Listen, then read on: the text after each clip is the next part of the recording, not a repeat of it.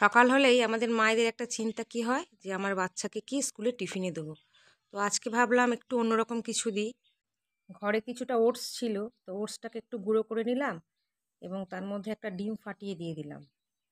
তারপর ঘরে গাজর ছিল, ক্যাপসিকাম ছিল, গাজরটা একটু গ্রেট করে নিয়ে দিলাম এবং টমেটো দিলাম একটা কুচিয়ে, ক্যাপসিকাম কুচি দিলাম, পেঁয়াজ কুচি দিলাম, দিয়ে আর ঝালটা একটুখানি বুঝেই দিতে হবে, তো বেশি ঝাল দিলাম না।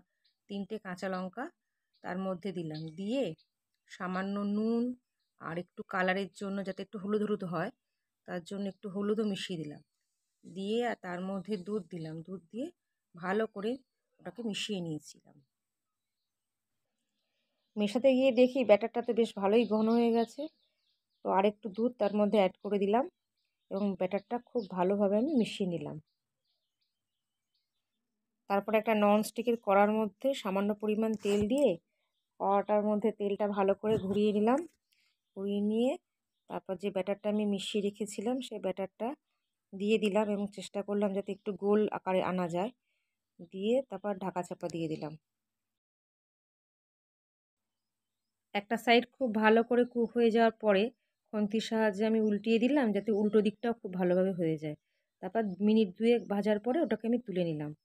ঠিক একইভাবে আর একখানা আমি করে নিলাম।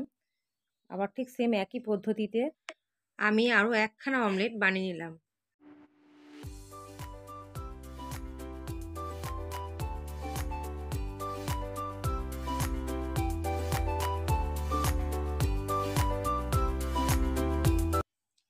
এবার টিফিন বক্সের মধ্যে ভাজা অমলেট দুটো দিয়ে দিলাম আর 4টে খেজুরও দিয়ে দিলাম। তো তৈরি হয়ে গেল আজকে মেয়ের স্কুলের টিফিন বক্স।